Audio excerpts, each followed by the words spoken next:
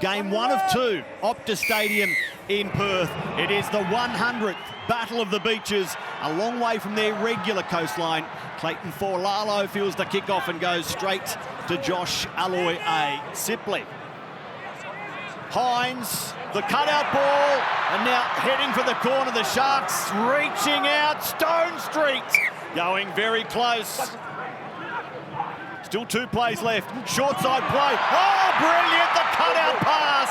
The big reach from Stone Street, who regathers the ball, dives in the corner. Big man with a long reach, and he uses all his height and wingspan to grab that ball to give Trindle his 6th try assist for the season. They show it to him now. Trindle kicks along the ground. Stone Street for 2. It's 2 try assists. Braden Trindle, 2 finishes. Sam Stone Street. And Stone Street gets a double here this afternoon. Nice work on the inside again from Trindle, just holding the defence up. That brought the Manly defence up even further. Simpkin to Cherry Evans. They've come 50 metres plus.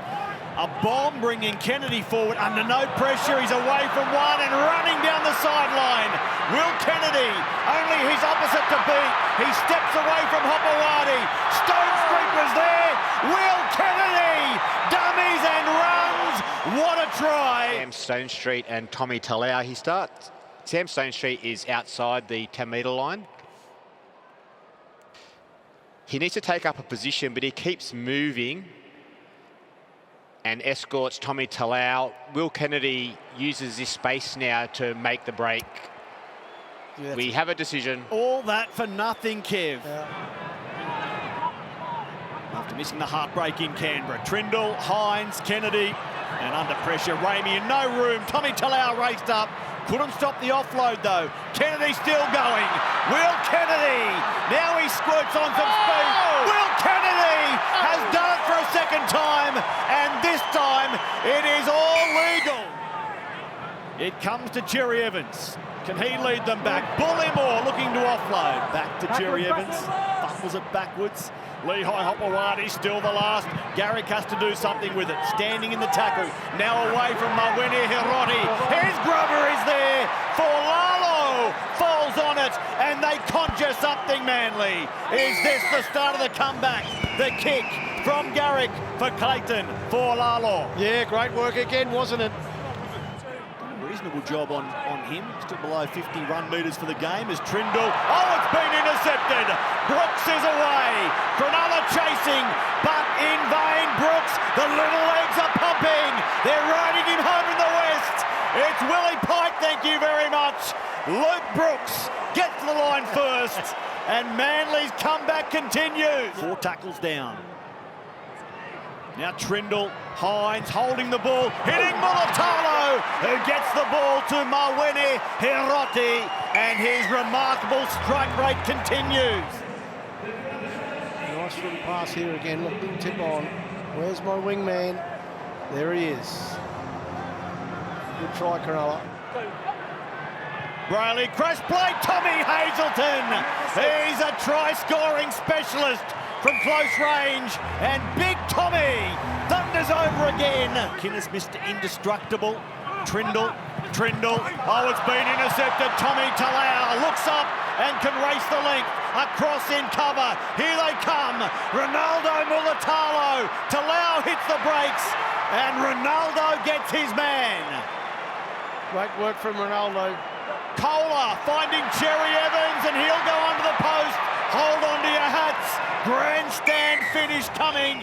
As quickly as they can. Bang, there it is. 24-18.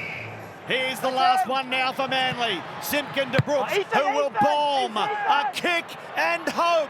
High above Optus Stadium. Trindle has it. And now it's come to Manly. Penalty. Game over. Penalty goes to the Sharks. It's Sharks 24, Sea Eagles 18. You had to earn that, Fitzy. Yeah, no, it was, that's the most pleasing part. I think nothing, particularly first half, we're under siege there for a long period of time, and lack of possession, lack of field position, but thought our defence today for the whole day was, I feel like Manly one of the best attacking teams in the comp. Ask you plenty of questions, they've got plenty of firepower, so I was most pleased about that. You have to have a bit of a mentality you can build your season on defence and that attack will come execution as it did in this game? Yeah, definitely. I thought we executed better than last week. Still obviously some work-ons there for that we've got to get better at, but I feel like ethically speaking, when you have a couple of losses, you're not going to pretty your way out of trouble, and I was most pleased that the lads understood the difference between you have a couple of losses, you got to work even harder and go to the hardest parts of the game and work on the stuff that gets you into the fight in the first place, and then the add-ons will come. But that's what I was most pleased about. They did the hard stuff really well today. Were you worried that Escort could have come back to get you, because it felt like it could be a turning point? It wasn't when Will Kennedy was denied. Yeah, I wasn't worried because of the way we're playing, but I think it's like, that's a bad call. Like I don't know if I'm allowed to say that anymore. That's like I don't understand that. Like what the very next kick, they do exactly the same thing to us. Why is that not a penalty? Because we don't score? Like I don't understand that. But that's not to say that was going to be a decider for us either. We've been working hard enough for that. You get a call like that, you can't let it affect your game. We just got to get back to business. So, and to be fair, by the end of the year, you get some of those and you lose some of those. So it is what it is, you know. How pleased were you though for Will Kennedy today? Great, yeah, fantastic. He's been building. He's actually in a couple of weeks ago. He's in hospital the night before the game. We played the Bulldogs. And he went back to hospital the day after with a nasty infection, and still turns up and plays. And stories you don't hear about. So for him, he was a little bit healthier this week. So he's had a strong game, and that's what he's capable of. Execution-wise out there, Cam, did it, like as the game wore on, did you feel like it was coming together when you got some good ball in the second half? Yeah, I think we're still not exactly where we want to be with that, but as the coach said before, the way we're going into the contest with the defence and working hard for each other, that's keeping us in games or getting in front of the other team, and then that stuff will the more we play together, we'll work on that and that'll come. But I'm more worried with how hard we're playing, and you can't fault that at the moment. Adam came off late, had ice on the leg, had to fly in late yesterday. How's he going? Yeah, he said. I asked him after. He said he felt it early and then kept playing with it. So I would suggest there's probably some niggle there or something there, but I don't think it's significant. Yeah. And Stone Street's been pretty handy to step up in that wing role. Yeah, he's getting better and better. It's a tough place to earn your stripes as a winger in the NRL these days. You got to run into brick walls nearly every time you touch the ball, but then you've also got to finish that, and then you've got to diffuse some area raid. So yeah, he's getting better, Stoney, definitely. So he's had some pain along the way, and then just found a way to get better. So it's been enjoyed watching it. They're the stories you like and most enjoyable parts of the job. And Cam, the conditions out there today are pretty brutal with the heat. It's a bit different to probably what you guys have been playing with. How did the boys go handling that? I thought we had a good audition with that up in North Queensland, and it's not easy, but you still got to work hard in that. And at the start of the game, that first half an hour was it was a battle, but I think that set the platform for us. So it's not always going to feel good, and often it doesn't, but it's worth it. And Craig, you guys have been on the road a fair bit this season. How do you assess your 3-3 start? We've got a fair bit more to travel to go in the next few weeks, so we enjoy it. It's an opportunity to get away and connect. It's harder on families and etc. But we don't make the draw. We just got to deal with it. And we go to Newcastle next week, so we're excited for that. We'll get away, spend some good time together, and make sure we pay the time back to the families where it's possible. And we enjoy getting on the road together, and we've got a lot more road trips coming yet. How did you assess the 6 and 7 today? A lot. I thought they were obviously in a lot of ways a lot better. As far as the way they combined, the way they kicked, I thought a lot of improvements on the detail of their plays, and then there was a couple of moments there they'd probably want to get back, but that's part of the add-on, part of the building combination. But Yeah, I thought tricky for the most part. Obviously, everyone is going to focus on the intercepts, but for the most part, was up and about. A couple of great try assists, and that's what he's capable of. But I thought, Nico was on the ball, controlling, orchestrating, calling the shots. I just thought he steered the team around and then ran the ball when he had to run the ball. And then his defence is, he's in a mood. He's getting better, and it's been good to watch him just turn up. And I think he's getting better. Yeah. Seems a disappointing loss, but I guess you fought to the very end. I thought for long periods there we showed a ton of effort and we give ourselves a chance to get the result. But ultimately a couple of lapses let us down during the game. Probably 3 or 4 times where we just missed the mark a little bit, and that, they were good enough to make us pay. So I was really proud of the effort and the fight. But obviously disappointed ultimately because we lost. Bailey, you seemed like you had the momentum in the first half. You looked the more expansive of the two sides, but then they went bang bang and suddenly they're up 8-0 at half time. Yeah, exactly. So as Siebes mentioned, there are periods where there's a lot to like about the footy we're playing and the resilience we're showing, and to be 0-0 after 30 minutes against a great side is a really great achievement, and that's the foundation that we set, and we just didn't capitalise. And as Siebes mentioned, there's just small periods in the game where we're just not getting it right, and ultimately it's leading to tries being conceded. So there's a lot to like, and we really weren't far off today, but it just wasn't enough. Anthony, how much did those late 2 tries in the first half change your half-time position you had in the second half? No, it didn't change at all.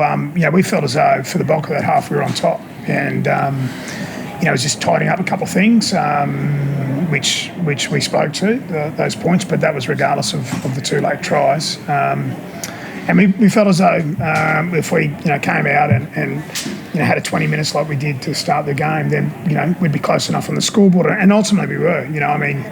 A little bit lucky there with potentially a couple of intercepts, but we gave ourselves a chance to back into the game. As I said, just the disappointing thing is there was a ton of effort, and then just 2 or 3 times where we made errors, they were able to capitalise on the back of that. What you guys did get on the board to look great. You got multiple scores and you got a bit of a run on, but was it a bit concerning to go sort of 51 minutes without getting on the board? Not really, because I think if you look at the bulk of our season, we've played 6 games now, I think our attack's been of a really high standard, and benchmarks really well across the competition, so it wasn't too concerned because we knew we could score points quickly, and we had a try disallowed there early in the second half as well, so we gave ourselves enough opportunities again, but it's just disappointing that some errors or fundamental errors in defence sort of gave them some field position, and they were good enough to capitalise.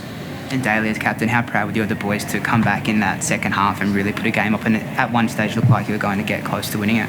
Yeah, for sure. I mean, that's obviously the part that we're sort of speaking about, is the effort, like to continue to fight till the death and to have the ball with the last set, trying to get a try to equal it, to something to be proud of, considering how long to go looked like we were dead and buried. So really proud of our effort. Like Steve said, there is definitely some great foundations there for us to build off. So if we can just sort of get our focus to a full 80-minute performance next week, I really like the direction we're going. We just obviously need to pull it together to get the win. The results are a big thing in rugby league, so we really need to work hard towards getting the win, but there's a lot there. We're not far off. Anthony, you had obviously a big travel, Sunday game into this, and then you've got to head back to the East Coast and play home Thursday. How do you manage that? Is it tricky at the moment? Not tricky for you especially, but just for any team to manage? We've planned, really well for this, Lara, and I think, we knew that it was 3 games in 11 days, and so we just get on with it. We'll recover well tonight. We're on the plane tomorrow, and we'll turn up next Thursday night and be ready to play against the Dragons at Brookie. So, it's disappointing the last couple of weeks have been. I thought there was a ton more effort tonight, and we had a really good start, winning 3 of our first 4 games. So look, we're not a million miles away. We showed some really good things over the first 6 weeks, but there's some areas of our game that we want to keep getting better with, and probably cost us tonight. Sharks are a good side, aren't they? They've been top 4 the last couple of seasons for a reason, so they made us pay a couple of times. Sorry if someone's asked this, but how is Hamole? Hamole seems fine, yeah. He got a cork to his shoulder there. So, look, he was able to stay out there. Just talking to him then, he's sore, of course he is. But I thought he showed a ton of courage and effort to keep going. It was his 100th game, so he wanted to stay on.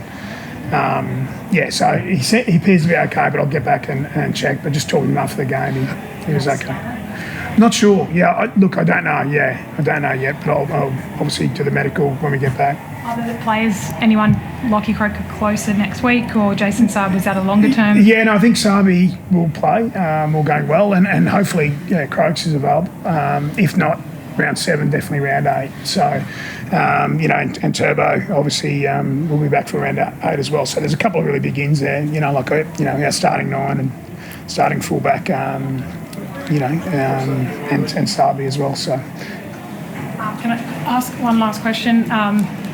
Obviously, Daly, respectfully, but Jamal Fogarty has been connected to the club going forward. Have you got any update on that, Steve? No, I haven't got any updates on that. No, I haven't spoken to Jamal. Obviously, there's a lot of a lot of innuendo and stories in the media, but I haven't spoken to Jamal, and no one from our club has as yet.